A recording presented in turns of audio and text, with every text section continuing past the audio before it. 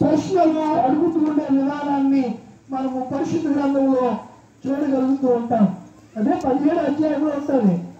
అందులో ఒక గ్రూపు పరిచయులని పౌలు గ్రహించాడు అనే మాట కనబడుతుంది. 18లోనో 17లోనో ఉంటారు ఆ మాట. అపోస్తుల కార్యగ్రంథము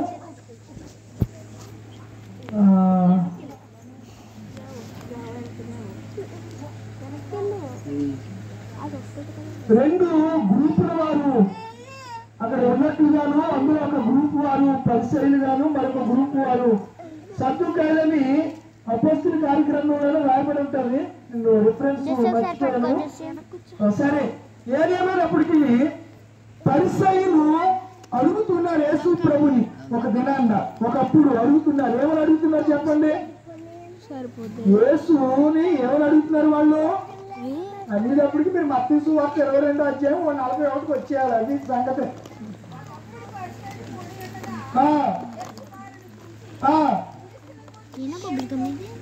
ఎవరిని అడుగుతున్నాడు ఆయన? నేను కూడి ఉన్నారట. యేసు ప్రభు వారు ఏం బోధ చేస్తారా, ఈ సంగతి ఏంటి, కథ ఏంటి, ఈయన అసలు ఎవరు అని కనిపెడుతూ మాటలు ఆయన చిక్కుపరచాలని వారు కనిపెడుతూ ఉండగా ఒకప్పుడు యేసు పరిసయ్యుల తెగను చూసి, గుంపును చూసి, క్రీస్తుని గురించి నీకు ఏమి తేల్చుచున్నది? క్రీస్తు అంటే ఆ యొక్క మాటకు అర్థం ఏంటి? అభిషక్తుడు. అందుకే ఎవడన్నా నేను అభిషక్తుడు అంటే ఆయన తాకేస్తాను. నేను అందుకే డైరెక్ట్ గా ఎన్కౌంటర్ మామూలుగా ఉండదు. నాతో వాక్యంతో పెట్టుకుంది. మిగతా విషయాలు జోలికి ఏమి వెళ్ళను. నేను వాక్యము తప్పుగా బోధించిన నేను క్రీస్తులని ఎవరన్నా చెప్పుకుంటే అసలు ఊరుకునే ప్రసక్తి ఉండదు. ఎందుకంటే క్రీస్తు ఎవరు? అభిషక్తుడు. అభిషక్తుడు అంటే ఎవరు? క్రీస్తు. అర్థమవుతుందా? అభిషక్తుడు అంటే క్రీస్తు, క్రీస్తు అంటే నేను ఎవరన్నా మనము ఆత్మచేత అభిషేకింపబడిన వారులే కానీ అభిషక్తులము కానే కాం. మనం ఆత్మచేత అభిషేకించబడ్డాం. ప్రభు యొక్క పరిశుద్ధాత్మ చేత మనం అభిషేకించబడినటువంటి ప్రజలంగా మనము ఉన్నామనే సంగతి నేను జ్ఞాపకం చేస్తున్నాను. కనుక క్రీస్తుని గురించి మీకేమి తోచుచున్నది? ఆయన ఎవరి కుమారుడు? ఆయనకి 3 కుమారత్వాలు ఉన్నాయి. 1 దేవుని కుమారుడు, 2 మనిషి కుమారుడు, 3 మరియా కుమారుడు. ఇంకా వడ్లవాని కుమారుడు అన్నారు. ఉన్నాయి, కానీ ప్రాముఖ్యమైనవన్నీ 3. 1 దేవుని కుమారుడు, 2వది వడ్లవాని కుమారుడు లేకపోతే మరియ కుమారుడు, మనిషి కుమారుడు పేర్లతో ఆయన్ని ఆ దినాల్లో పిలిచారు. యేసయ్యను. యేసు అనగా సేవియర్, అనగా రక్షకుడు. ఆయన రక్షించేవాడు. ఆయన అభిషక్తుడైనటువంటి వాడు. ఎప్పటికీ కూడా యూదులు యేసుక్రీస్తుని ఎప్పటికి కూడా నమ్మట్లా. ఇన్ని యుద్ధాలు జరుగుతున్నాయి. ఈ మధ్యలో సోషల్ మీడియా, ఈ రోజంతా సోషల్ మీడియాలో అంటార్క్టికా సముద్రంలోనంట పైతన ఒక పాము కనిపించిందంట. తెలుసా మీకు? అది విశాఖపట్నం నుంచి వైజాగ్కి ఎంత డిస్టెన్స్ ఉందో సముద్ర అడుగు భాగాన్ని అంటుంది. ఎవరికి తెలియక ఏమంటున్నారంటే అదే ఘటసర్పం. అది ఎక్కడుంది? ప్రకటన గ్రంథం 13వ అధ్యాయం. దానికి బయటకు వచ్చేంత సీనియం లేదు. ఇప్పుడు అప్పుడే ఏమీ రాదు. అది ఘటసర్పం. అది ఇప్పుడు అదేదో భూమి మీదకి వచ్చేస్తే సముద్రం నుంచి పైకి వచ్చేస్తే మొత్తం తన తోటతో మొత్తాన్ని ప్రపంచాన్ని నాశనం చేసేస్తుందని కొంతమంది వాక్యం తెలియనటువంటి సేవకులు కూడా సోషల్ మీడియా ఈరోజు ఎందుకో సోషల్ మీడియా చూస్తూ ఉంటే మరి కనీసం బైబిల్ చదువుతున్నారో చదవట్లేదో. బైబిల్ని ఏదన్నా ఒక ఇన్సిడెంట్ జరుగుతున్నప్పుడు దాన్ని క్రైస్తవులను మనం ఎక్కడికి తీసుకురావాలి? బైబిల్ దగ్గరికి తీసుకురావాలి. బైబిల్ అలా ఉందా లేదో పరిశీలన చేయాలి. 2వది ప్రార్థన చేయాలి. ఇప్పుడు మర్మాలు బయలుపరిచారు ఎవరు చెప్పండి? ఇప్పుడు యేసేపుకు కళ యొక్క భావాన్ని, మర్మాన్ని బయలుపరిచింది ఎవరు? దేవుడే. షడ్రకు, మేషకు, అబేద్నెగోను వారు ఉన్నప్పుడు నెబుకద్నెజరు కళల కంటే ఆ కళ భావాన్ని అక్కడ ఉన్నటువంటి ఆ శత్రుగాడు ఎవరు చెప్పలేకపోతే దానియేలు తన మిత్రులు వెళ్ళి ఏం చేశారు? ప్రార్థన చేస్తే దేవుడు ఆ కథ యొక్క భావాన్ని భావాన్ని, కళ యొక్క భావాన్ని ఎవరు చెప్పారు అంటే మనకి ఏదైనా అర్థం అవ్వట్లేదు, తెలియదు అన్నప్పుడు మన సొంత జ్ఞానాన్ని ఎప్పుడూ ఉపయోగించకూడదు. నోటికి వచ్చింది కదా, నోరుంది కదా, ఏమీ మాట్లాడకూడదు. ప్రార్థన చేయాలి, కనిపెట్టాలి, వాక్యం చదవాలి, వాక్యంలో ఉన్నదాన్ని ప్రకారం మనం గ్రహించి అప్పుడు మాత్రమే ప్రజలకి బోధించాలి. ప్రజలను ఎప్పుడు తప్పుదార పట్టించకూడదు. ఈ శాస్త్రులు, సద్దుకాయులు, హేరోదీయులు, ఈ సుంకరులు వీళ్ళ పని ఏంటంటే ఎప్పుడు ప్రజల్ని తప్పు మార్గంలో నడిపించడం. అందుకే ఏమన్నాడంటే యేసు ప్రభువు, రే మీరు గుడ్డోళ్ళరా, గుడ్డోళ్ళు త్రావు చూపిస్తే ఇద్దరు కలిసి గుంట్లో పడతారా, అసలు మీకు కళ్ళు కనబడుతున్నాయా అన్నారు. పోయిన 2వ తారీఖు ఒక ఆయన ఎవరో వచ్చినట్టున్నారు, ఈయన ఫేస్బుక్ లో పెట్టాడు. ఫేస్బుక్ లోనే పెట్టాము. 2వ తారీఖుని నేను రాలేదు కదా, మార్చి 2వ తారీఖు సండే ఎవరో ప్రకాష్ అని పేరు కూడా పెట్టావు. నేను విన్నాను.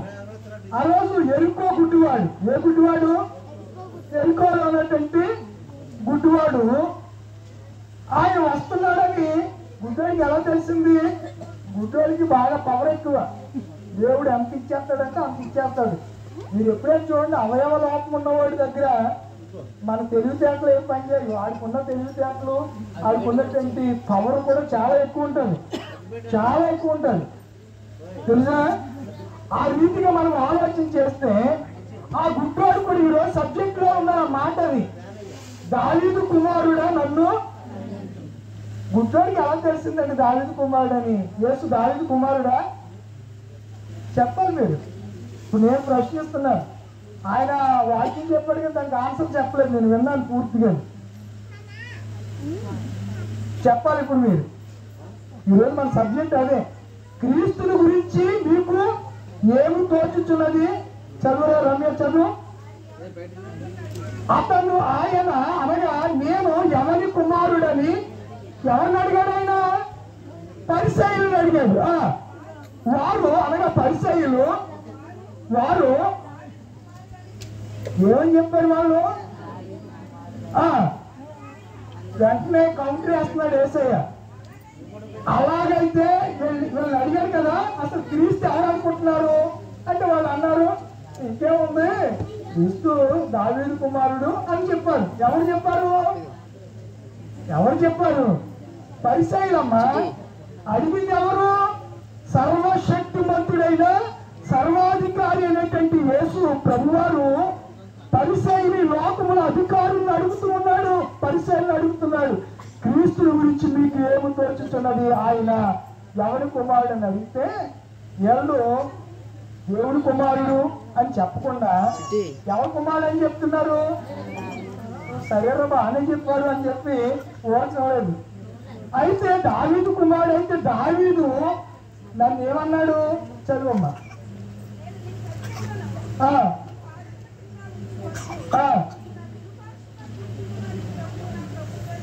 ఎవరితో చెప్పాడంట? ఇది ఎక్కడుంది? ఇది కీర్తన గ్రంథం ఇది ఎక్కడుంది? అది మన నాలెడ్జ్ అలా ఉంది. ఏదో మేము ఆదివారం వచ్చేస్తున్నాం, ప్రార్థనకు వస్తున్నాం. వాక్యాన్ని గ్రహించాలమ్మా. వాక్యానికి నేను వచ్చిన కాడి నుంచి నా రోదన అదే, వాక్యము తెలియాలి. ఈ దినాల్లో మర్మాన్ని గ్రహించాలి, తెలుసుకోవాలి. ఎందుకనగా సాతానుడు సులువుగా మోసం చేస్తాడు. ఏర్పరచబడిన వారిని సహితము ఏం చేస్తాడు? మోసవచ్చుకుని వాడు ఎంట తీసుకెళ్ళిపోతాడు. అంత పవర్ ఉంది ఎవరిగా? సాతానికి. అందుకే మనం చాలా జాగ్రత్తగా మనం వ్యవహరించాలి. చూడండి, ఆ మాట ఎక్కడుందో నేనే చెప్తాను. మరి చెప్పాలి కదా నేను. 120లో ఉందా? ఆయమ్మ నెట్టిస్తారు. 110వ కీర్తన మొదటి వచనం. ప్రభువు నా ప్రభువుతో సెలవిచ్చిన వాక్కు, నేను నీ శత్రువులను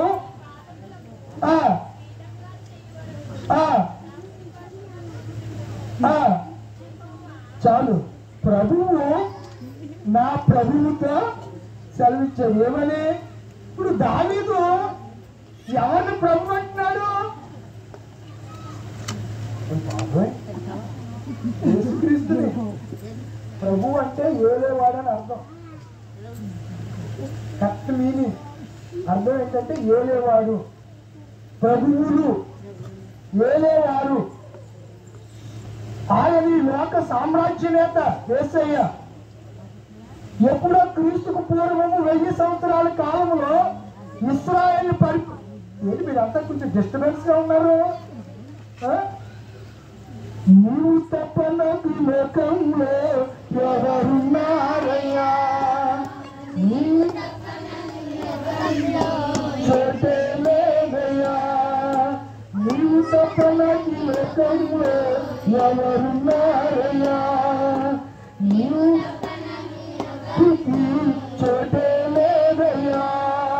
దావీదు కుమారుడా నన్ను దాటిపోకయ్యా, నజరేతు వాడా నన్ను విడిచిపోకయ్యా.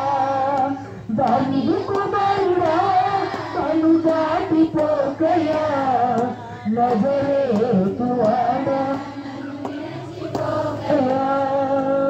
గుడివాడనయ్యా నా కనులు తెరువునా, మూడవాడినయ్యా నా స్వరము నీవుమా, కుంటివాడినయ్యా నా తోడు నడువమా, కుంటివాడినయ్యా నా తోడు నడువమా.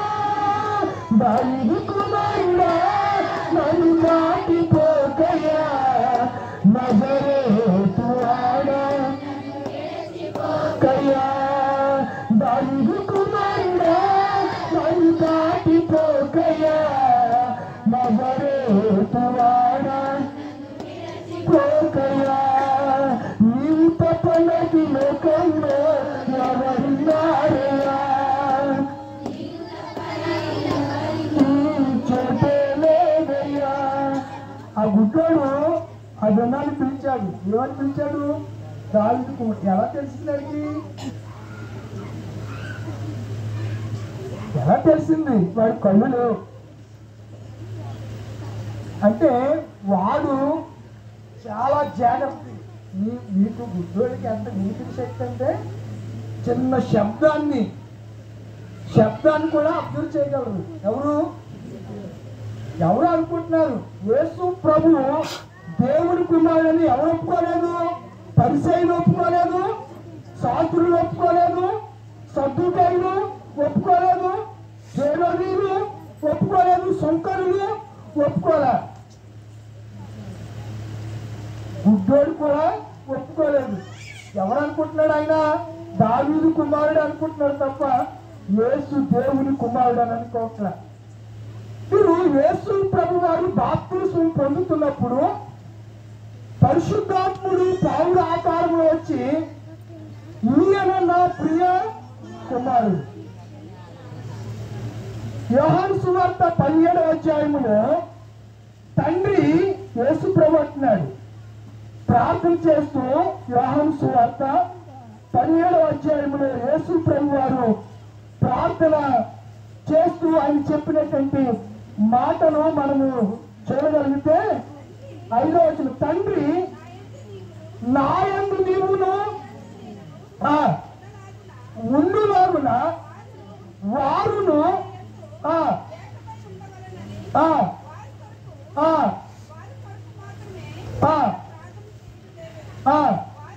వారు వాక్యము వలన నాయందు విశ్వాసముంచి ఏకమై ఉండవలని నేను వారి కొరకు ఏం చేస్తున్నాను? ప్రార్థన చేస్తున్నాను. బాంధవ్యము, యూనిక్ రిలేషన్షిప్, తండ్రితో కుమారునికి ఉన్నటువంటి బంధం, దావీదుకు దేవునికి ఉన్నటువంటి బంధం. దావీదుని గురించి దేవుడు అంటాడు, ఇతడు ఒక బెర్షెబా విషయంలో తప్ప ఎందులోనూ దావీదులో నేను పాపాన్ని కనుగొనలేదు. ఎవరు చెప్పారు ఈ మాట? దేవుడు చెప్పాడు. మాట్లాడతారండి. ఎవరి గురించి? దావీదు అలాంటోడు ఇలాంటోడు అని రకరకాలుగా మాట్లాడుతున్నారు ఆనాటి ప్రజానికం. సొంత వారే తన అక్క కొడుకులైనటువంటి సెరూయా కుమారులైనటువంటి అసహ్యాలు, అభిషేక్, యోవాబు కూడా తన బావ అయినటువంటి దావీదును చూసి ఒరే నువ్వు అలాంటోడురా ఇలాంటోడురా అన్నారు. సౌలు యొక్క బంధువులైనటువంటి వారు కూడా దావీదుని నిందించారు. ఆనాటి ప్రజానికం అలా అంటూ ఉంటే ఒక దినాన్న అద్భుతమైన స్టేట్మెంట్ వేశాడు దేవుడు దావీదుని గురించి. దావీదు నా చిత్తానుసారుడైన మనుష్యుడు. ఆ దావీదు క్రీస్తుకు పూర్వము 1000 సంవత్సరాల కాలంలో ఇశ్రాయేలు ఎన్ని గోత్రాలను పరిపాలించాడు? 12 గోత్రాలని ఆయన పరిపాలించాడు. ఇశ్రాయేల్ మొదటి రాజు ఎవరు? సౌలు. ఎన్ని సంవత్సరాలు పరిపాలించాడు? 40. తర్వాత దావీదు ఎన్ని సంవత్సరాలు పరిపాలించాడు? 40. సొలొమోను ఎన్ని సంవత్సరాలు పరిపాలించాడు? 40. 3, 4, 120 సంవత్సరాల తరువాత ఈ ఇశ్రాయేలు రాజ్యము దక్షిణ రాజ్యము గాను ఉత్తర రాజ్యం గాను విడిపోయాయి. దక్షిణ రాజ్యంలో యెరూషలేము ఉంది, ఉత్తర రాజ్యంలో షోమ్రోను ఉంది. 2 రాజ్యాలు ఈ 120 సంవత్సరాల తరువాత రాజ్యము 2గా విభజించబడింది. అంటే దావీదు సౌలు తర్వాత ఇశ్రాయేలు పరిపాలించినటువంటి దావీదు పరిశుద్ధాత్మ చేత ముందుగానే ఎవరి గురించి ప్రవచించాడో? యేసు క్రీస్తుని గురించి ప్రవచిస్తూ, ఎవరైనా కొడుకుని ప్రభు అంటారండి? అంటారా? అంటే ఇప్పుడు ఆత్మీయ బాంధవ్యం, ఇప్పుడు ఆత్మలో గ్రహించినటువంటి ఆత్మ సాహిత్యము, ఆత్మ సహవాసంలో ఉన్నటువంటి దావీదు యేసుక్రీస్తు లోకములోనికి రాకమునిపై ఆయన దేవుని కుమారుడు ప్రభు అని ప్రవచించాడు. అదే ప్రవచనం 110వ కీర్తనలో ఉంది. ఆ విషయం కూడా వాళ్ళకి తెలియలేదు. ఎవరికి? పరిసరులకు తెలియక వీళ్ళు ఏమంటున్నారు? అందుకే యేసు ప్రభు అంటారు, ఒకవేళ నేను దావీదు కొడుకునైతే దావీదు నన్ను ప్రభు అని ఎందుకు పిలిచాడని అన్నాడా లేదా? చూడండి మత్తయి సువార్త 22:43. అందుకు ఆయన అలాగైతే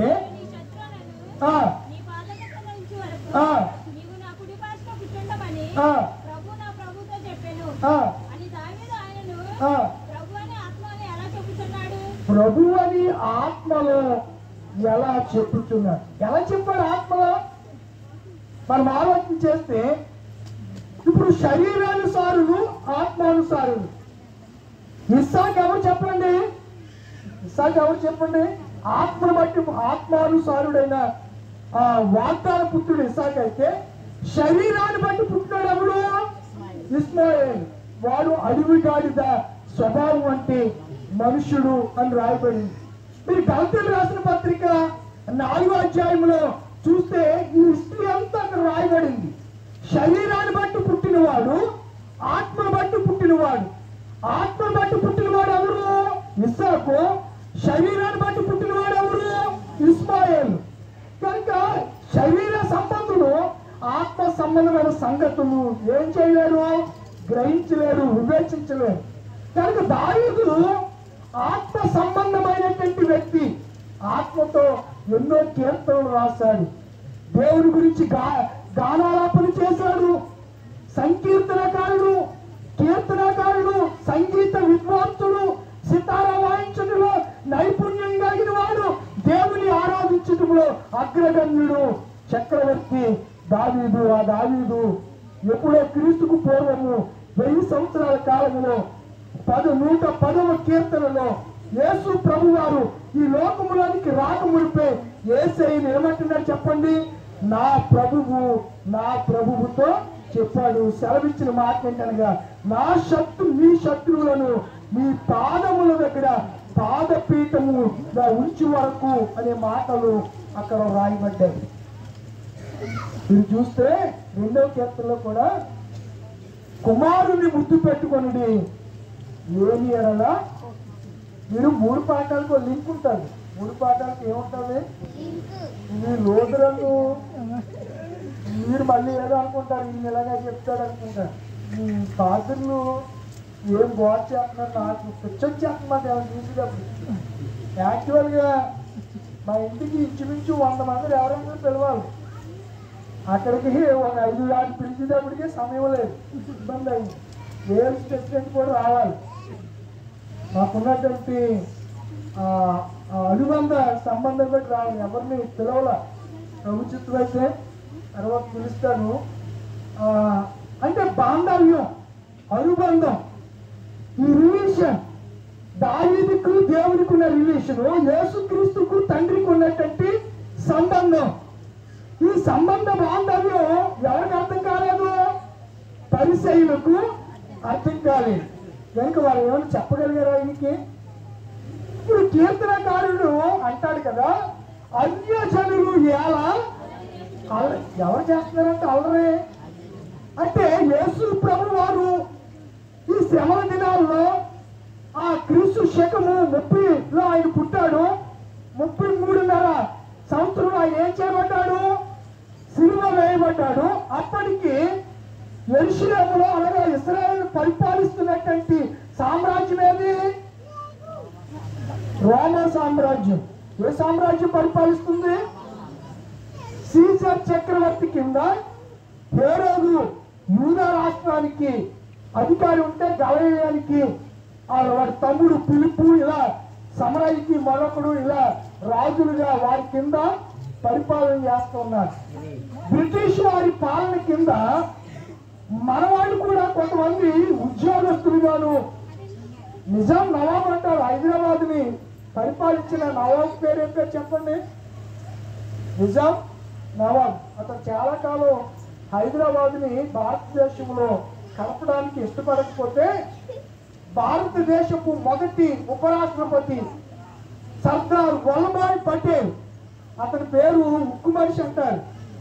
నరేంద్ర మోడీ 300 అడుగుల ఎత్తు విగ్రహాన్ని గుజరాత్ లో కట్టాడు. 100 కోట్లు ఖర్చు పెట్టి పటేల్ విగ్రహాన్ని అది గుజరాత్. నరేంద్ర మోడీ కూడా ప్రధానమంత్రి ఏ స్టేట్ చెప్పలేదు. అంబేద్కర్ బొమ్మ విజయవాడలో కట్టారని వీళ్ళందరూ ఏడ్చి చచ్చిపోతున్నారు. అంబేద్కర్ రాజ్యాంగం రాయకపోతే ఇవాళ ఈ దేశాన్ని పరిపాలించడానికి పుట్టగతులు ఉండేపోయి గొప్ప మహనీయుడు. ఈ కమ్యూనిటీలో ఈ దళిత జాతిలో పుట్టినట్టు నేను నా ప్రభువుని బట్టి స్తుతిస్తాను, అంబేద్కర్ని బట్టి అతిశయపడతాను. ఎందుకంటే ఆయన రాసిన రాజ్యాంగమే ఈరోజు ఈ భారతదేశంలో మనకి స్వేచ్ఛను, స్వతంత్రాన్ని ఇచ్చింది. ఒకప్పుడు యేసు ప్రభు మనకు స్వాతంత్రం ఇస్తే ఆయనే అంబేద్కర్ అనే మహనీయుడిని దేవుడే ఒక సాధనంగా వాడుకున్నాడు. తెలుసా, ఈ మధ్య నేను అంబేద్కర్ చరిత్ర చదువుతుంటే అంబేద్కర్ బాప్తిస్మం తీసుకుంటానికి ఇంగ్లాండ్ వెళ్ళి బాప్తిస్మం తీసుకునే టైంలో నెహ్రూ, గాంధీ ఏమన్నారో తెలుసా? ఇది ఎవరు చెప్పరు మీకు. ఏమన్నారు తెలుసా? నువ్వు బాప్తిజం చేసుకుంటే నీ జాతి అంతా బీసీల కింద మారుతారు, వాళ్ళంతా ఉన్నతి వర్గానికి చెందిన వారు వాళ్ళకి వచ్చే రాయితీలు అన్ని తీసేస్తాం అని చెప్పి ఉన్నవాళ్ళు తీసుకెళ్తే నిజమే. ఇప్పటికే నా ప్రజలు ఎలా ఉన్నారు? అణగారి ప్రజలు అయిపోయారు. వాళ్ళకి ఇప్పటికీ కూడా సరైనటువంటి వస్త్రాలు లేవు, ఉండటానికి నివాసాలు లేవు. మీరు కనుక ఈ రిజర్వేషన్ తీసేస్తే నా జాతి పరిస్థితి ఏమైపోతుందని ఒక మెట్టు వెనక్కి తగ్గి వచ్చి బౌద్ధ మతాన్ని తీసుకున్నాడు. ఎవరు? అంబేద్కర్. ఎంత విషయాలు చెప్తున్నారంటే కొన్ని విషయాలు ఆత్మతో ఆలోచిస్తేనే తెలిస్తే, మన శారీరకంగా ఏదో పైపైన ఆలోచిస్తే ఎట్టి పరిస్థితులు ఆ విషయాలు మనకి తెలియనే సంగతిని నేను జ్ఞాపకం చేస్తున్నాను. ఈరోజు ఈ యొక్క అంశంలో అద్వితీయ బాంధవ్యము, అద్వితీయుడు అనగా దేవుడికి మనిషికి ఉన్నటువంటి బాంధవ్యము, దేవుడికి మనిషికి ఉన్నటువంటి సాన్నిధ్యము, దేవుడికి మనిషికి ఉన్నటువంటి ఈ యొక్క యూనిక్ రిలేషన్షిప్ ని మనం ఏం చేయాలి? పునరుద్ధరించుకోవాలి. ఈ మండల కాలంలో తెగిపోయిన సంబంధం సంబంధాన్ని, మనము తెగిపోయినటువంటి ప్రభువుతో ఉన్నటువంటి కనెక్షన్ ఎక్కడైనా కట్ అయిపోతే ఈ 40 దినాల్లో మనం ఏం చేయాలి? మరలా పునర్దించబడాలి. ఇప్పుడు కరెంటు వైర్ ఎక్కడన్నా కట్ అయితే ఏమవుతుంది చెప్పండి? కరెంట్ ఉండదు, చీకటే. ఇప్పుడు దేవుడికి మనకి కనెక్షన్ బాంధవ్యం కట్ అయిపోతే ఏంటి చెప్పండి అమ్మా? చీకటే. దీనికి ఒక చక్కని ఎగ్జాంపుల్ చెప్తాను. ఒకరికి దెయ్యం పట్టింది. దెయ్యం పడితే దెయ్యం వెళ్ళిపోయిన తర్వాత వాడు అలాగే ఉన్నాడు. వాళ్ళకి ఏం రాలేదు, పవర్ రాలేదు, వెలుగు రాలేదు. మళ్ళీ ఒక రోజుని విడిచిపెట్టినాడు, ఎలా ఉన్నాడో ఇల్లు ఎలా ఉందో చూద్దామని మళ్ళీ ఆడే వచ్చాడు. వచ్చినప్పటికి వీడి ఇల్లు ఎలా ఉంది? శూన్యం, ఖాళీగా ఉంది. ఇల్లు ఎవరో లేదని వీడికంటే చెడ్డ దయ్యాన్ని అంటబెట్టుకుని వచ్చి అందులో దూరాడంట. ఆ మనుషుని మొదటి స్థితి కంటే యేసుప్రభువు చెప్పినట్టు ఉపమానం. అంటే దేవుడితో మన కనెక్షన్ తెగిపోతే ఈ లోకంలో చేయరాని దుష్కార్యాలన్నీ చేస్తాం. దేవుడు అంటే లేకుండా చాలా మంది పిల్లలు ఈ దినాల్లో తల్లిదండ్రుల మాట వినట్లేదు. బాంధవ్యం ఒక తండ్రికి బిడ్డలకు ఉన్నటువంటి రిలేషన్. తండ్రి ఏమో ఎక్కడో పేకాట్లో కూర్చుంటాడు, తండ్రి ఏమో ఎక్కడో బార్ షాప్ దగ్గర ఉంటాడు. తండ్రి ప్రార్థనకు రాడు, భార్యని పిల్లలు నిలమంటాడు. ఏది ఎక్కడ మా నాన్న రాడు నన్ను నిలమంటాడంటే పిల్లలు అనుకోరా?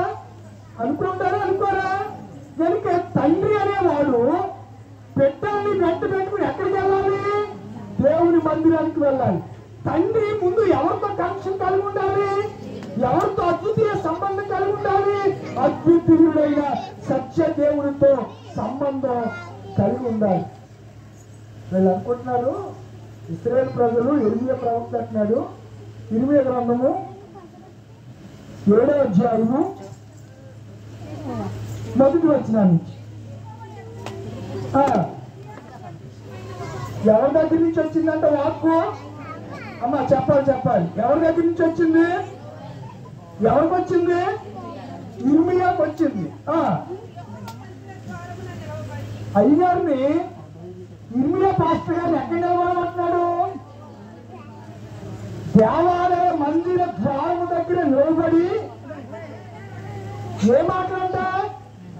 మీరు ఇంట్లో ఉంటున్నారా? చాలా డిస్టర్బెన్స్ గా ఉన్నారు పిల్లలు. మంచిది కాదు. టైం అయిపోతుంది, ముగించేస్తాను. 8 అయింది. 7:30 ప్రారంభించా, త్వరగానే ముగిస్తా. ఈరోజు స్టార్టింగ్ ట్రబులా ఉన్నారు కదా, 2-3 రోజుల నుంచి. ఎవరు వచ్చారు తమ్ముడు? ఎవరు వచ్చినా ఎవరు చెప్పినా దేవుడి వాక్యాన్ని మీరు గ్రహించాలి. వాళ్ళు చెప్పేవి అలా ఉన్నాయో లేవో వాక్యంలో ఉంటే యాక్సెప్ట్ చేయాలి, లేకపోతే టాటా బై బై అనాలి. ఒకవేళ దాన్ని మనకి అప్లై చేసుకున్న వరకు ఆడు వచ్చేస్తాడు. ఎవడు? ఆయనకు బాగా తెలుసు మన వాక్యం అదే. ఎత్తైన కొండ మీదకి ఇప్పుడు చాలా మంది ఒక ఆయన అన్నాడు, వాడు నాకు నమస్కారం చేయట్లేదు కాబట్టి ఆయన నేను ఏం చేస్తాను? ఉరి తీసేస్తాను అన్నాడు. ఎవరు చెప్పండి? నేను చెప్పేస్తాను సరే చెప్పండి. ఆయన నాకు నమస్కారం చేయట్లేదు కాబట్టి నేను ఉరి తీసేస్తాను అన్నాడు. ఎవరు? నైమానా? మీరు కనిపించేద్దాం అంటే మీరు కరెక్ట్గా చెప్పాలి. అయితే మరి ఆమాను ఎవరిని తీసేద్దాం అనుకున్నాడు? ఎందుకు తీసేద్దాం అనుకున్నాడు? మళ్ళీ పాస్టర్ అడిగెట్టించుకుంటున్నారండి నమస్కారాలు. మళ్ళీ పెట్టలేదు. అది నమస్కారానికి ప్రతి నమస్కారం సంస్కారం. మీరు వంద మనం నమస్కారం చేయవలసింది, మన శాస్త్రాంగ పడవలసింది సర్వేశ్వరుడు, సర్వశక్తివంతుడు. మనిషిని గౌరవించాలి. సాటి వ్యక్తిని ఏం చేయాలి? గౌరవించాలి. అంతే తప్ప అండి ఓ నమస్కారం పెట్టి నువ్వు దేవుడు అని పూజిస్తే దేవుడికి చెందవలసిన మహిమ మనుషులకి ఇస్తే దేవుడు కోపడతాడు, ఉగ్రతకి పాత్రలు అవుతాం. అర్థమవుతుందా? ఎక్కడ కనపడితే ఆ రోజు అంటాడు సంత వీధులు అంగీలు వేసుకుంటూ వెళ్ళి ఎవరైనా మీడియాకి మంచి బిల్వర్స్ నమస్కారం చేస్తుందో అదిగో ఆడు నాకు నమస్కారం చేయడు, పిల్లలు సంఘంలోకి అనేవాడు. ఎప్పుడు మొదటి శతాబ్ది కాలంలో శాస్త్రుడు పరిచయం పడితే వాళ్ళు ఇల్లు టంగి వేసుకుని పెద్ద టంగి వేసేసుకుని ఈ మూలలో పడి ఓ దీర్ఘ ప్రార్థన. మీరు ఇంట్లో ఎప్పుడు మోకరించి ప్రార్థించాడు, దేవాలయంలో మోకరించి ప్రార్థించాడు. యేసు ప్రభు వారు ఈ శ్రమల దినాల్లో ఆయన ఏం చేసేవాడు? ప్రతిరోజు రాత్రి వేళ ఏకాంతంలో పండుగ వేళ ఏం చేశాడు? ఆయన నిలబడి ప్రార్థన చేశాడా? ఈనాడు పాత్రలు ఎవరైనా మోకరించి ప్రార్థన చేసే పాత్రలు ఒకటి చూపించండి, చెల్లి చేస్తాను నేను చెయ్యగా. ఇప్పుడు అలా మోకరిస్తానంటే మీరు మానేశారు, కానీ మన మోకాళ్ళు నల్లబడితే మన మొఖాలు నిలబడతాయి. మోకాళ్ళు ప్రార్థన సమస్యలకు పరిష్కారం. స్తుతి దుర్గాన్ని స్థాపిస్తే మోకాళ్ళు ఏం చేస్తాయి? సమస్యలకు పరిష్కరిస్తాయి.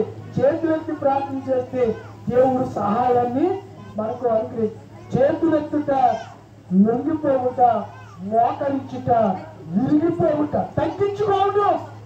యేసు ప్రభు అంతటి వారే దేవాలయంలోను కొండ మీద ఎక్కడ మడితే అక్కడ ఏకాంతముగా వెలువల కొండకు వెళ్ళి ఈ 40 దినాలు ఆయన ఏం చేశారు చెప్పండి? ప్రార్థనే ప్రార్థనే ప్రార్థనే ప్రార్థనే. ప్రార్థన వలన పయనము, ప్రార్థనే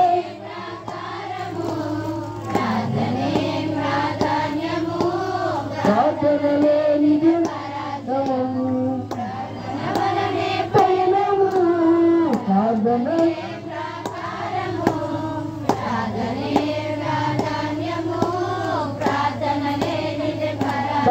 ప్రార్థన. వీళ్ళు అలాగే అనుకున్నారు ఒకప్పుడు. ఎవరు? శాస్త్రుల పరిచయం నమస్కారం చేయాలని. నేను ఈ విషయాలు ఎందుకు చెప్తున్నంటే మీరు గ్రహించాలి.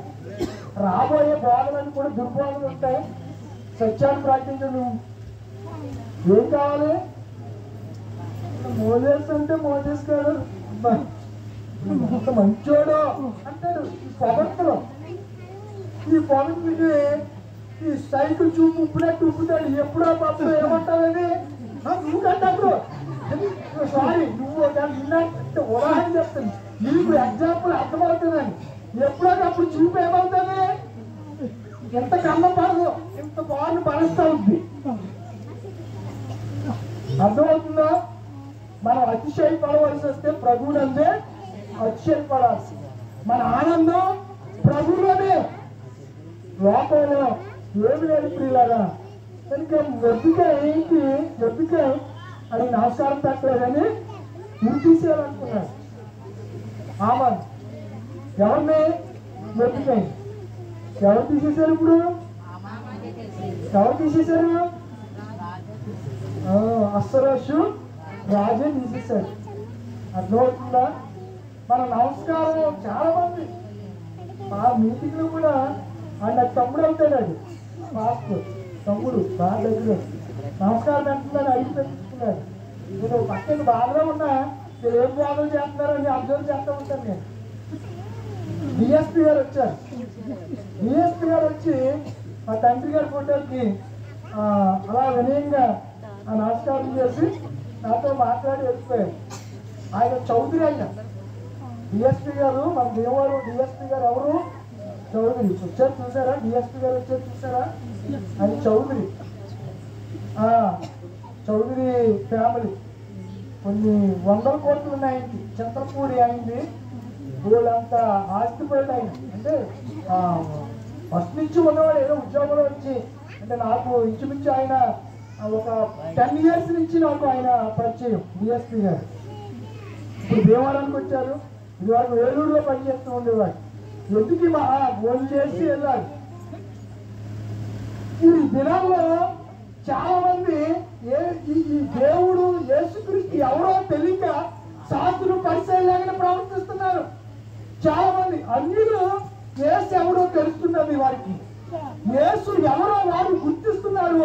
క్రైస్తవులు గొప్పలకు పోయి, గౌరవాలకు పోయి, అహంభావానికి గురవుతూ ఉన్న విశ్వాసాన్ని పోగొట్టుకుని క్రైస్తవుల్ని తప్పు మార్గంలో నడిపిస్తూ ఉన్నారు. కనుక ఎవరు తలుపున గొయ్యిలో ఆమెను తలుపున్నాడు. గొయ్యి ఆ గొయ్యిలో వాడే పడ్డాడంటే ఆ పొయ్యి మీద వాడే ఉరి తీయబడ్డాడు. ఎందుకు ఉరి తీయాలనుకున్నాడు? నమస్కారం చేయలేదని. ఎవరు? మొదటికే. ఇప్పుడు యేసు ప్రభు వారిని కూడా వీళ్ళు ఎందుకు శోధిస్తున్నారంటే అందరూ వచ్చి యేసు ప్రభు వారి ద్వారా గొప్ప అద్భుతాలు పొందుతున్నారు, సూచక క్రియలు చూస్తున్నారు, మహత్కార్యాలు చూస్తున్నారు. 5 రొట్టెలు 2 చేపలు 5,000 మందికి ఆయన పెట్టగలుగుతున్నాడు. కుంటోడికి కాలు ఇస్తున్నాడు, గుడ్డోడికి చూపిస్తున్నాడు, చెవిటివాడికి చెవిటివాడికి వినికిడిస్తున్నాడు, మోగవాడికి మాట్లాడుతున్నాడు. చాలా రోగులు అంటే పొట్ట క్యాన్సర్ ఉన్న వాడిని కూడా అది ఏం చేసేస్తున్నాడు? బాగు చేసేస్తున్నాడు. ఇలాంటి కార్యాలు చూసి వారలేక యేసును దేవుడి కుమారుడిగా వారు అంగీకరించగా యేసును వారు ఏమన్నారు? దావీదు కుమారుడిగా పిలుస్తున్నారు.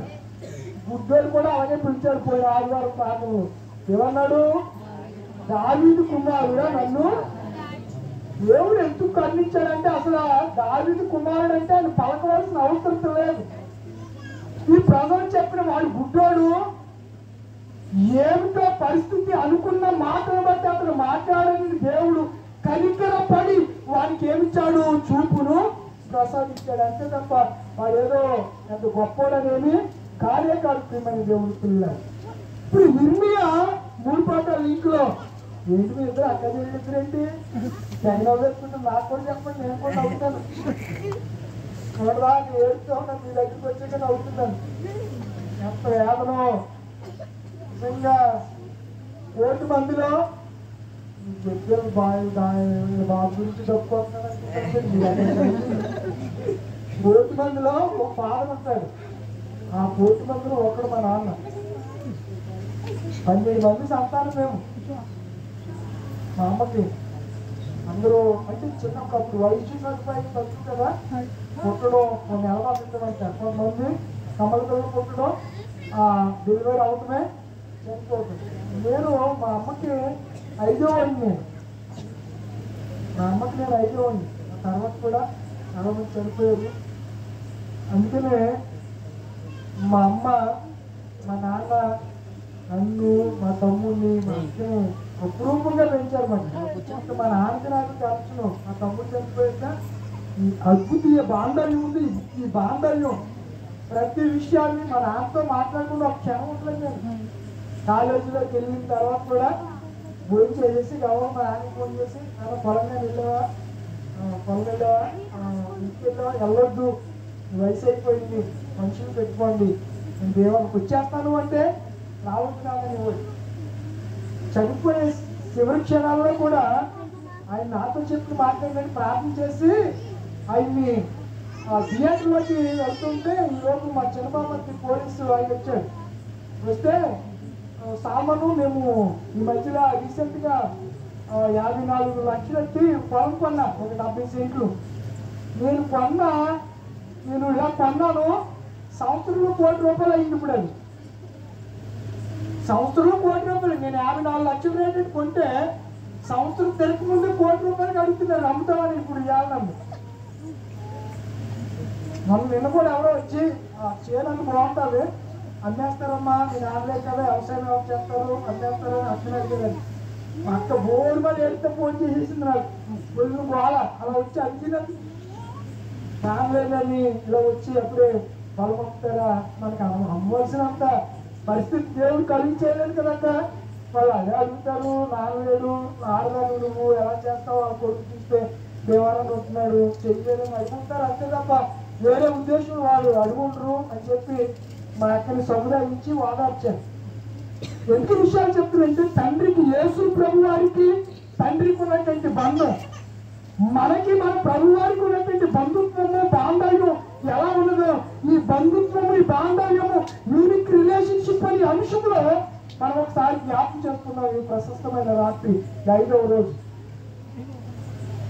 ఇర్మియాతో చెప్పిన మాట ముగింపులోకి వచ్చేసాను. ఏమంటున్నాడు ఆయన?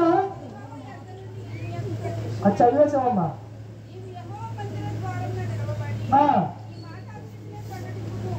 ఏ మాట?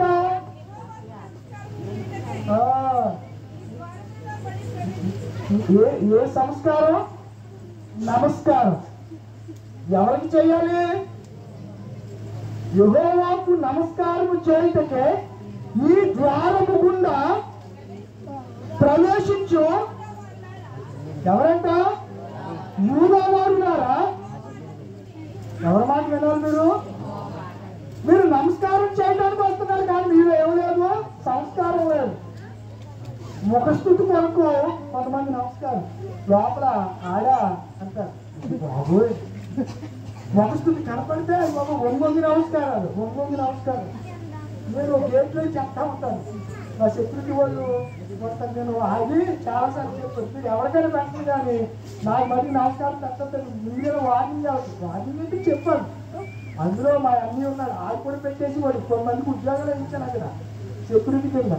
ఆడు కూడా స్టార్టింగ్ లో ఇలా సెల్యూట్ కొట్టేవాడు. ఓ రోజుని రూమ్ నుంచి ఎలా నేను నీకు ఏమవుతాను అన్నాను, తమ్ముడు అవుతాను. నేను నాకు నమస్కారం పెట్టచ్చా? వాళ్ళైతే ఏదో పెడుతున్నారు, ఇంకెందుకు పెడుతున్నావు అన్నాను. ఆ రోజు నుంచి నేను వెళ్ళినప్పుడు కొడాగా ఉంటాడు, అంతే అలా ఉంటాడు గుర్తు చేసుకుని పెట్టడం. నేనే పెట్టద్దు అంటాను. ఇప్పుడు యేసు ప్రభు వారు ముందుకి ప్రవక్త అయినటువంటి ఇర్మియాను యేసు ప్రభుతో పోల్చారు. ఆయనను గురించి మాట్లాడుతూ యోనా వారు ఎక్కడికి వస్తున్నారు? ఎపిఫానియా దేవాలయంలోనికి 13 సంఘములు అందరూ వస్తున్నారు. వచ్చిన వాళ్ళతో నన్ను చెప్పమంటున్న మాట ఏంటనగా, చెప్పమ్మా. ఎలా చెప్తే మీకు అర్థమవుతుందని చెప్తున్నాను. సైన్యములకు అధిపతిను ఎవరంటే ఆయన? సైన్యములకు అధిపతి యెహోవా ఇశ్రాయేలు దేవుడు నాకు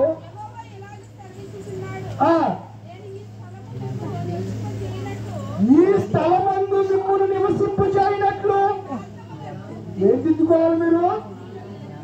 మార్గంలోను. క్రియ అంటే పనులు. ఈ పనులు బాగోలేదు, మీరు చేసే పనులు అన్ని తేడాగా ఉన్నాయి. మీ క్రియలు బాగోలేదు, మీరు నడిచే మార్గం కూడా సరైనది కాదు. ఎవడే మార్గం చెప్తే ఆ మార్గం కూడా వస్తున్నారని యేసు అన్నాడు, నేనే మార్గము. మరి ఇంటికి అన్నాడు అనుకుంటున్నాను, ఓరకనే అవ్వలేదు. ఎలా ప్రతివాడు రావటం, సంఘంలో కొంతమంది అభిమానులు సంపాదించుకుంటూ వాళ్ళు కూడా తీసుకెళ్తాం. అలా వెళ్ళకండి. ఆ దుర్బోధనలు నమ్ముకుని అలా వెళితే అపోస్తుల కార్యంలో ఒకసారి 4 మంది ఆయన వెంబడించారంట. వెంబడిస్తే ఏమైందో ఒకసారి ఆ మాట చెప్పి ముగించేస్తాను చూడండి. అపోస్తుల కార్యం 4వ అధ్యాయంలో అనుకుంటా. అపోస్తుల కార్యములు 4వ అధ్యాయంలో అనుకుంటా చూడండి. 4వ అధ్యాయం.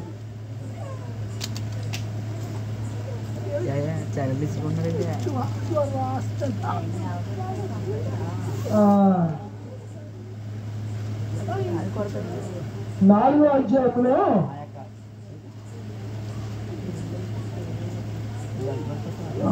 4వ అధ్యాయం వారు ప్రజలతో మాట్లాడుతుండగా వారు ప్రజలకు యేసుని బట్టి మృతులు బట్టి ఇక్కడ గమనియాలు చెప్పినటువంటి మాట ఒకటి ఉంటుంది చూడండి. గమనియాలు చెప్పిన మాట 400 మంది వారితో కలుసుకున్నారు. కలుసుకున్న వాళ్ళందరూ కూడా లైవ్ అయిపోయారనే మాట అక్కడ మనకు కనిపిస్తుంది. 4వ అధ్యాయమేనా?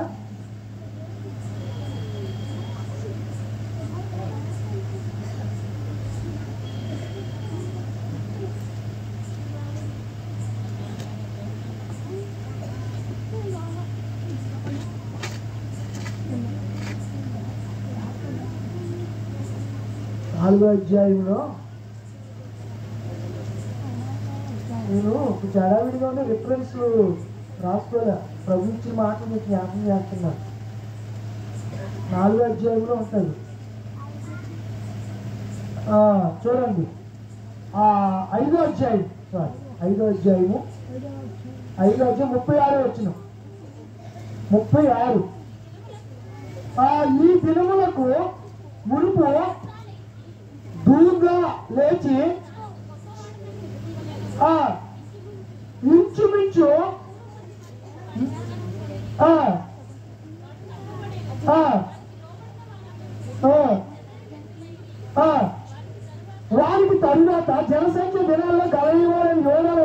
వచ్చి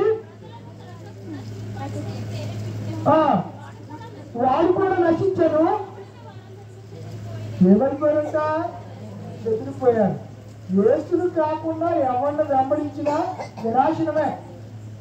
యేసు కాకుండా ఎవరిని వెంబడించడానికి వీల్లేదు. ఆయన అంటాడు, నా గొర్రెలు నన్ను వెంబడించును, నా స్వరం నా గొర్రెలు వింటాయి. మనం యేసును పాడవాలి, యేసును వెంబడించేవారిగా మనం ఉండాలి. కనుక ముగింపులో ఇర్మియా ద్వారంలో నిలబడి అంటున్నాడు, మీ క్రియలు బాగలేదురా, మీ మార్గాలు బాగోలేదు. దానికి మీరు ఏం చేయాలి? ఒకప్పుడు దేవదాసయ్య గారు ఆంధ్రక్రైస్తవ కీర్తనలో ఏమన్నారు? నన్ను దిద్దుము చిన్న ప్రాయము సన్నకుండగు నాయన నేను కారు మూర్ఖపు పిల్లనైకా రడని తిరిగి నాయన నన్ను దిద్దుము చిన్న ప్రాయము సన్నకుండగు. గొప్ప దైవజనుడు ఎవరు? స్త్రీని ముట్టని వాడు ఎవరు? పెళ్లి చేసుకోలేదు దేవదాసయ్య గారు. తెలుసా? ధనాన్ని సంపాదించలేదు, పోల్చేయలేదు.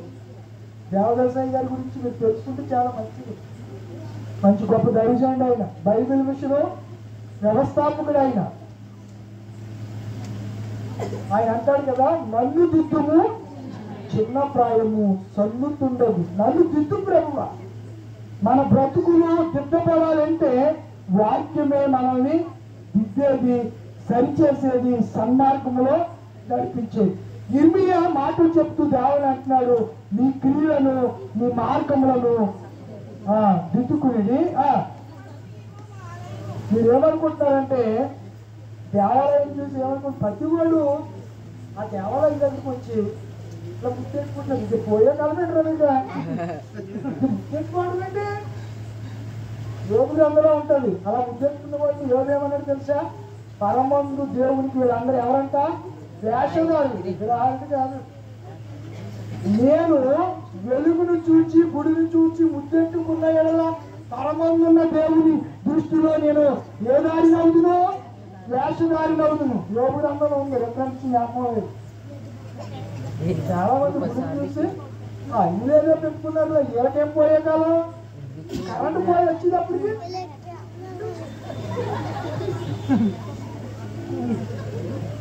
కరెంటు పోయి వచ్చేటప్పుడు ముద్దులు, ఆ గుడి దగ్గరికి వెళ్ళేటప్పటికి ముద్దులు.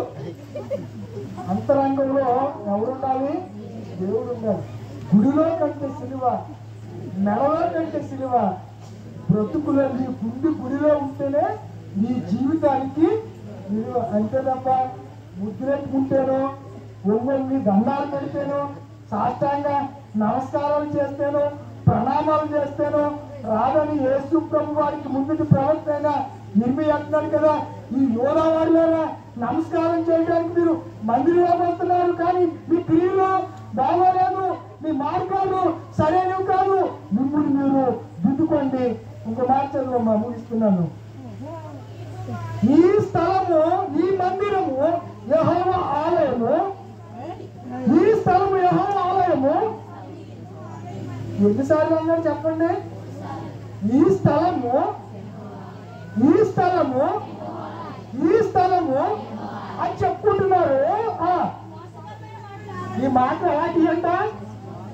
మోసకరమైన మాటలు. దరిద్రులారా, ఈ స్థలం యెహోవా ఆలయం, యెహోవా ఆలయం, యెహోవా ఆలయం అంటారు. ఇది మోసకరమైన మాటలు. ఈ మోసకరమైన చెప్పే మాటలు చాలా మంది మందిరంలోనే దేవుడు ఉంటారు అని చెప్తూ ఉంటారు. మందిరము మనుషుని చేత కట్టబడింది. ఎప్పుడు దేవుడు కట్టుకున్న మందిరం ఏంటి? దేహం అనే ఈ దేహమే దేవుని ఆలయం. ఈ ఆలయంలో ఉంటానన్నాడు, కానీ ఆ ఆలయంలో ఉంటానని అనలేదు. సొలొమోను కట్టిస్తే తర్వాత అంటాడు, మనుషుడు కట్టిన మందిరం ఏపాటిది, అని అపోస్తల కార్యక్రమంలో 7వ అధ్యాయంలో ఆ మాట మనం చూస్తాం. కనుక పిల్లలా ఆయన అంటున్నటువంటి మాట ఏంటనగా ఇరిమి ఏమంటున్నాడు అనగా వీళ్ళకి ఎవరు అర్థం కాలేదు. ఎవరికి? పరిసయ్యులకి. యేసు ఎవరైనా అర్థమైంది వాళ్ళకి? దావీదు కుమారుడు. కానీ యేసు లోకరీతిగా శరీరాన్ని బట్టి దావీదు కుమారుడే కానీ ఆయన ఎవరు చెప్పండి? దేవుని కుమారుడు, సర్వోన్నతుని దేవుని కుమారుడే తప్ప ఆయన దావీదు కుమారుడు లోకరీతిగా దావీదు కుమారుడు అంతే. అందుచేతనే వాళ్ళు అడిగినటువంటి ప్రశ్నకు దావీదు నేను ఒకవేళ కొడుకునైతే నన్ను ఏనానా అని పిలవాలి, కుమారుడని పిలవాలి. కానీ ఆయన నన్ను ఏమన్నాడు? ప్రభు అన్నాడంటే వాళ్ళ యొక్క మారు మాట. అంటే వీళ్ళకి తండ్రితో బాంధవ్యం తెలియదు, కానీ యేసుక్రీస్తుకి తండ్రికి ఉన్నటువంటి బాగా. అందుకే పలుమార్లు ఆయన కొండకు వెళ్ళిన లేదు తండ్రి ఇది నీ చిత్తమైతే ఈ కార్యాన్ని జరిగించు. ప్రతి విషయంలో తండ్రిని ఆయన ముందు పెట్టాడు, తండ్రి యొక్క సంబంధాన్ని కోరుకున్నాడు. అందుకే ఎడబాటును సహించలేక నా ఆత్మ నీ చేతికి అప్పగిస్తున్నాను. తండ్రి ఏలి ఏలి నన్ను ఎందుకు చేయించేశావు తండ్రి అని అన్నాడే తప్ప, అంటే తండ్రి బంధాన్ని, అద్భుతీయ బంధాన్ని కొనసాగించిన వాడు ఎవరంటే ప్రభువైన యేసు. మనం కూడా యేసయ్యతో ఏం కలిగి ఉండాలి? బంధం కలిగి ఉండాలి. ఒకవేళ మన బంధం యేసయ్యకు మనకు కనెక్షన్ కట్ అయిందేమో, ఈ లేటి దినాల్లో మరలా తిరిగి యేసుతో మహిమేకమవుదాం, ఏక మనసు కలిగి ఉందాం, యేసుతో ఐక్యం చేయబడదాం. లేకపోతే మనం ఈ లోకంలో ఆత్మ లేని వారిగా ఉండిపోతాం. క్రీస్తు రేపొద్దున ఆయన మధ్యాకాశానికి వచ్చినప్పుడు ఆయన బంధవ్యాన్ని మనం కొనసాగించలేకపోతే, ఒకవేళ విలువ పడితే, ఒకవేళ మనం ఈ లోకంలో ఉండిపడితే 7 శ్రమలకు ఏమైపోతాం? గురవుతాం. ఆ బాధ నుంచి, ఆ నరక బాధ నుంచి, ఆ శ్రమల ఇబ్బందుల నుంచి తప్పించబడాలంటే క్రీస్తుతో మనం ఏం కలిగి ఉందాం? ఈరోజు మన ధ్యానాంశం ఏంటనగా క్రీస్తుతో అద్వితీయ సంబంధం, యూనిక్ రిలేషన్షిప్, సహవాసం, సహవాసం కలిగి ఉండడానికి పరిశుద్ధాత్మ దేవుడు తన కృపను మనందరికీ అనుగ్రహించునుగాక. ఆమేన్. ఎక్కడి వారు అక్కడ తల వంచండి, కళ్ళు మూసుకోనండి. ఎక్కడి వారు అక్కడ తల వంచండి, కళ్ళు మూసుకోనండి. ప్రార్థన చేసుకుందాం. మోకరించగలిగిన వారు మోకరించండి.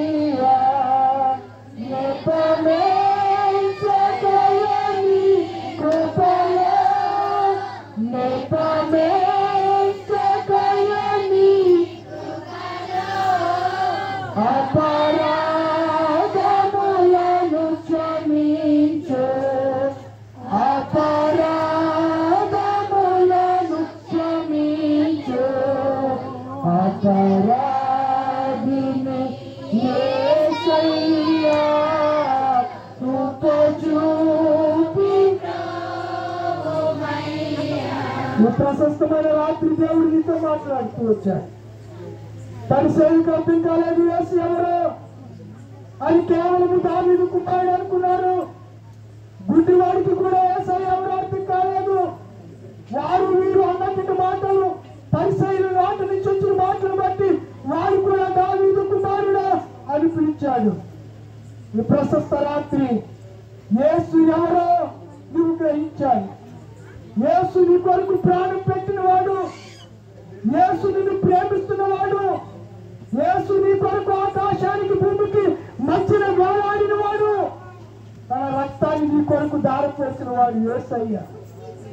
యేసయ్య అసమానుడు. ఆయనతో ఎవరు సమానులు కాలేరు.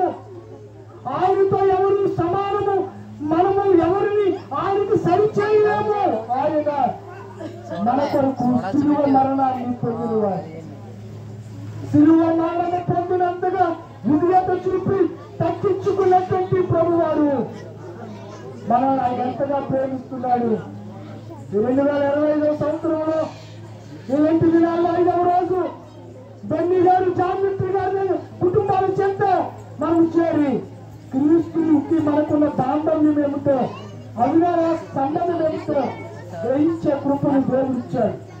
గ్రహించిన వారు నిశ్శబ్దంగా ఉండండి. మీ కొరకు నేను ప్రార్థన చేస్తున్నా. కూడికి ఏర్పాటు చేసిన కుటుంబాల కొరకు, కూడి వచ్చిన మీ అందరి కొరకు నేను ప్రార్థన చేయబోతున్నాను. ప్రార్థన. మహాపరిశుద్ధుడా, సర్వోన్నతుడా, సర్వశక్తిమంతుడా, కృప కలిగించావా, నీకు వందనాలు, స్తుతులు, స్తోత్రాలయ్యా, స్తోత్రాలు స్తోత్రాలు స్తోత్రాలు ప్రభువా. ఈ 5వ రోజు బాంధవ్యాన్ని గురించి, అద్వితీయ బాంధవ్యాన్ని గురించి, బంధుత్వాన్ని గురించి, సహవాసం గురించి మీరు మాకు బోధించిన బోధన గురించి నీకు వందనాలు, స్తుతులు, స్తోత్రాలు. మా ప్రియ బిడ్డలు ప్రభువా, నాయన పొరపాటి బెన్నీ రాజు గారు, శాంతి కుమారి గారు, వాళ్ళు ప్రేమించినటువంటి ముగ్గురు వివాహాలైనటువంటి కుమారులు కుమార్తెను బట్టి, అల్లులను బట్టి, వివాహం కావాల్సినటువంటి సిస్టర్ మేరీ అన్నమణిని బట్టి కూడా నీకు, అన్నమ్మ గారిని బట్టి నీకు వందనాలు, స్తోత్రాలు. ఆ కుటుంబాన్ని మీరు దర్శించండి. 5వ రోజు శిల్వజాల కూడికలు ఏర్పాటు చేసిన కుటుంబాన్ని దీవించండి. కుటుంబంలో లోపలను తీర్చి ఆయుర్వేదాలు ప్రసాదించి ఇచ్చే రాజ్యం కొరకు కుటుంబాన్ని సిద్ధపరచండి. అల్లుళ్ళు, అలాగే కుమార్తెలను, మనవరాలను అందరినీ దీవించండి ప్రభువా. పొరపాటి జాన్మిత్రి గారు, లక్ష్మణి గారు, వాళ్ళు ప్రేమించినటువంటి కుమార్తె ప్రారెన్స్ను, అలాగే ప్రణీత్ను మీరు ప్రత్యేక జ్ఞాపకం చేసుకోండి. ఉన్నతమైన విద్యను అభ్యసిస్తూ ఉండగా చదువుల్లో నీ కృప అనుగ్రహించండి. బిడ్డలు ఉన్నతంగా చదువుకోవడానికి తెలుగుని జ్ఞానం దొరికి స్వస్థ రాత్రి దానిని బిడ్డలు రాత్రి బిడ్డలందరినీ ప్రత్యేకంగా ఒక్కొక్కరిని దాన్ని మీరు దర్శించండి ప్రభు. ఒక్కొక్కరిని మీరు దీవించండి. నేను వృద్ధాప్యంలో ఉన్న నా తల్లి సమానులైన బిడ్డలు ఇక్కడ ఉన్నారు. నా తల్లి ఎంతమంది ఉన్నారు, యవనులైన చెడులు ఉన్నారు, వృద్ధాప్యంలో తండ్రి సమానులైన తండ్రులు ఎంతో ఉన్నారు ప్రభు. నడు ప్రాయం కలిగిన బిడ్డలు, నేను బాలురు, బాలితులు అనేక మంది ఈ స్థలంలో ఉన్నారు ప్రభు. సంఘ పెద్దలు 5 పిసిసి పెద్ద గారు, సెక్రటరీ గారు, ట్రెజరర్ గారు, వీళ్ళందరూ ఏపీపాళ్యం, యూనియన్, ఈ గోడమూడి సంఘాన్ని ప్రభువ ఉన్నతమైన పనుల్లో నడిపిస్తూ ఏకపరిచి ఏకాత్మ కలిగి ఉండటానికి కృపగా ఇచ్చేది ప్రభు. ఆత్మీయ జ్ఞానాన్ని, ఆత్మీయ బంధుత్వాన్ని కలిగి ఉండడానికి కృపగా ఇచ్చిన సైనిక జ్ఞాపకం చేస్తున్నారు. ఈ 5వ రోజు చేరినటువంటి బిడ్డలు, మీ సన్నిధిలో ఉన్నటువంటి ఒక్కొక్క బిడ్డను పేరు పేరున దీవించి ఆశీర్వదించి రేపు నేను కలుసుకునే పర్యంతం కృపక్షేమాలు దాచేయండి. బిడ్డలు పరకలకు వెళ్తున్నారు, సుఖరితులు దాచేయండి. సూర్యోదయం కాకముందు వచ్చి నాయన నేను స్తుతించే భాగ్యము బిడ్డలందరికీ అనుగ్రహించి మహిమ పొందమని యేసు పరిశుద్ధ నామములో వేడుకుంటున్నాను పరమ తండ్రి. ఆమేన్. పరలోకములో మా తండ్రి,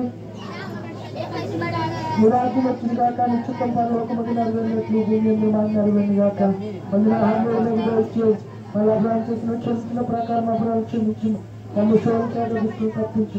రాజ్యము, శక్తి, మహిమ నిరంతరము నీవే తండ్రి.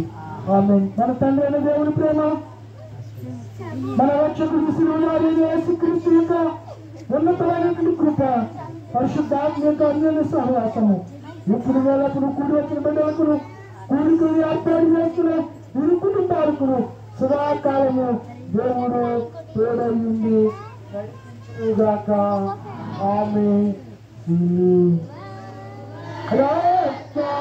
రక్తధారలు ప్రవహించుచు నాని ఎవరైన దానిని ముందున చూపి నందేదారు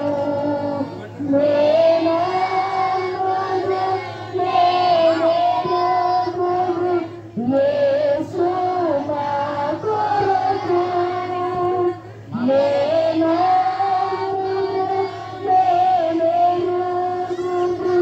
యేసు నీ కొరకు సిలువన బలియాయే నన్ను రక్షిస్తాయే. సిలువన బలియాయే నిన్ను